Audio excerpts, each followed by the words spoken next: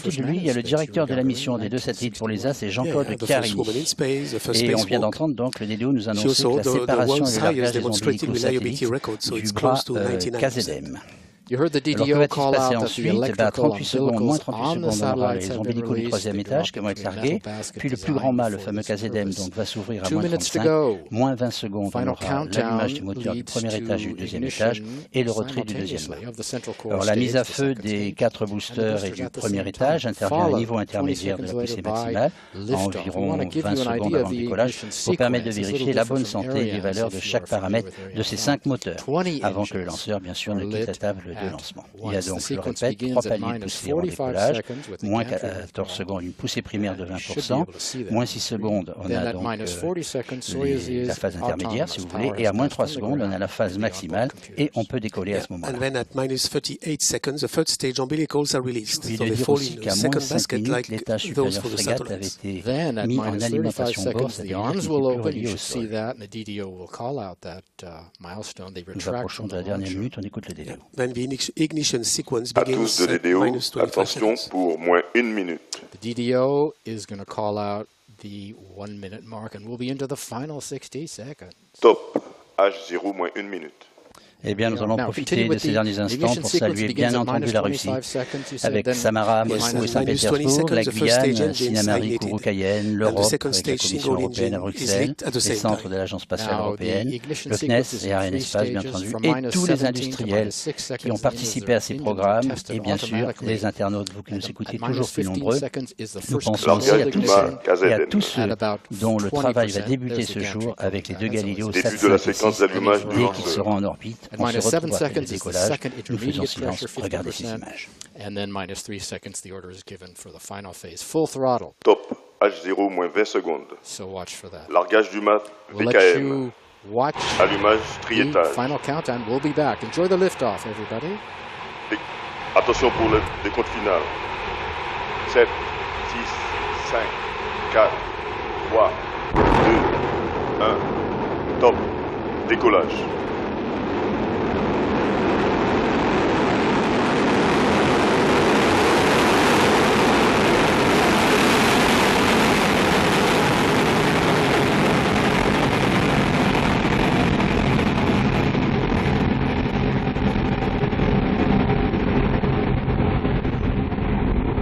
Les paramètres de lanceur sont nominaux.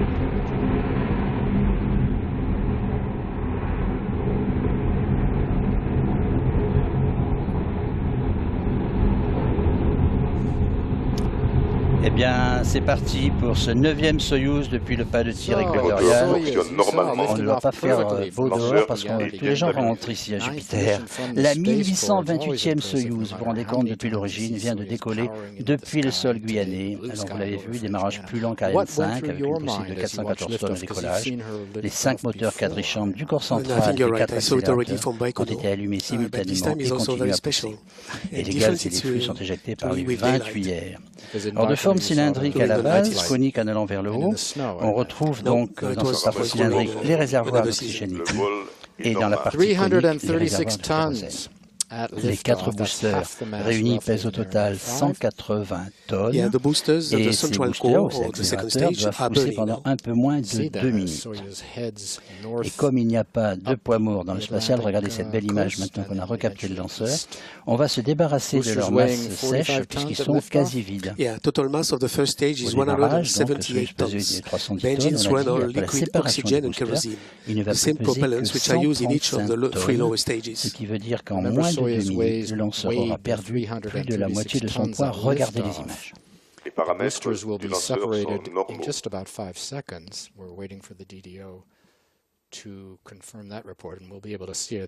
Et voilà, séparation des accélérateurs, c'est magnifique, regardez. Donc après séparation, les 2 traverses arrière qui les relient au corps central, la base des 4 accélérateurs sont progressivement écartées, les boosters sont mécaniquement dégagés, on a très bien vu les points d'attache situés à la pointe de la structure conique. Et on vous rappelle maintenant que la trajectoire est normale et que les paramètres de vol sont normaux, ça veut dire que cette séparation s'est très bien passée. Alors ces informations proviennent des stations positionnées en aval de la trajectoire. Avec la station de Gallo à Kourou, le lanceur sera acquis ensuite par la station navale qui est positionnée dans l'Atlantique. Puis ce sera le tour de Santa Maria aux Açores, au Saguel près de Toulouse, puis enfin Perth en Australie, qui verra la séparation des deux vidéos. Vous verrez tout au long de notre route s'afficher les acquisitions de ces stations. Alors ces stations qui suivent le lanceur et donc ses passagers ne sont tant qu'ils ne sont pas séparés. Ensuite, les satellites ont leur propre réseau de stations pour la phase de séparation, mais on en reparlera. Après une dizaine de minutes, vous verrez que la valeur de l'altitude, c'est ce qui est écrit en bas à gauche de votre écran, va grimper très vite. On va monter comme cela jusqu'à 23 522 km. Alors qu'actuellement, on se rapproche de l'altitude de 100 km. Voilà, c'est acquis. Et là, à cet endroit-là, il n'y a plus d'atmosphère, plus de frottement, plus de pollution. La coiffe qui protégeait les deux satellites n'est plus utile. Il va donc falloir s'en débarrasser, ce qui va alléger le lanceur encore une fois de 1,5 tonne.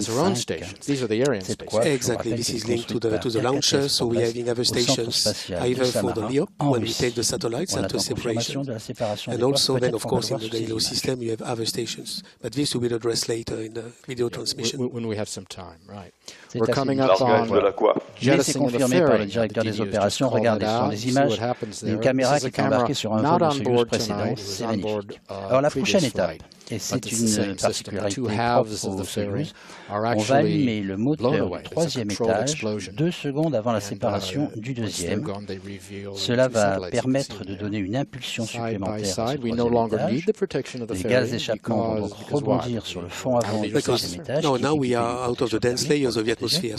Cela permet d'augmenter la poussée du troisième étage lors de l'allumage. En russe, on appelle cela une séparation chaude. Le troisième étage est intégré au deuxième étage par une structure en treillis.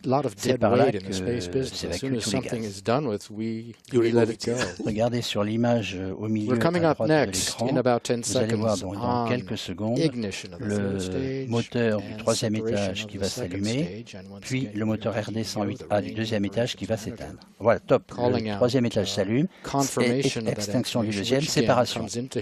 Donc sur les images, on l'a vu.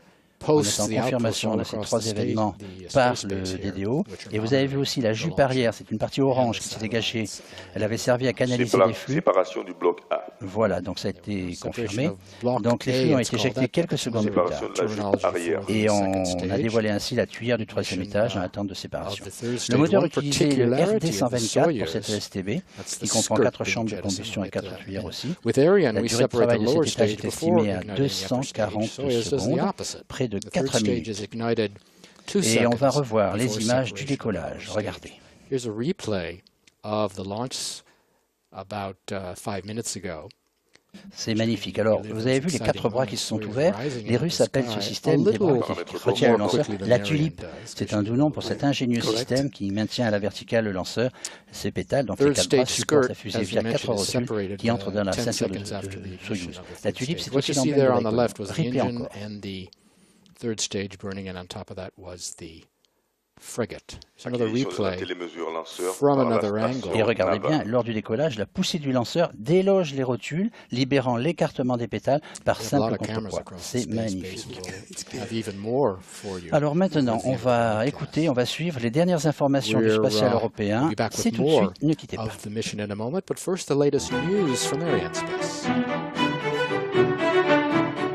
July 29th, the launch of Ariane Spaceflight 219 made its 60 straight successes for Ariane 5. On board the 5th ATV, or Automated Transfer Vehicle, called Georges Lemaitre, the cargo ship which brought supplies to the International Space Station. La TV5 a rejoint le mardi 12 août la station. Le ravitaillement est ainsi assuré en eau, vivres, carburant, pièces de rechange et expérience à bord. La TV5 maintiendra aussi ISS sur l'orbite nominale de 450 km d'altitude. Gaia a entamé son voyage le 19 décembre dernier. Après d'intenses essais de validation en orbite, à 1,5 million de kilomètres de la Terre, sa mission est prête. Scanner le ciel et la Voie lactée pour observer les milliards d'étoiles et mesurer les propriétés physiques de chacune. Après un voyage de 6,5 milliards de kilomètres dans le système solaire, la sonde européenne Rosetta a entamé le 6 août la phase de mise en orbite autour du noyau de la comète Churyumov-Gerasimenko.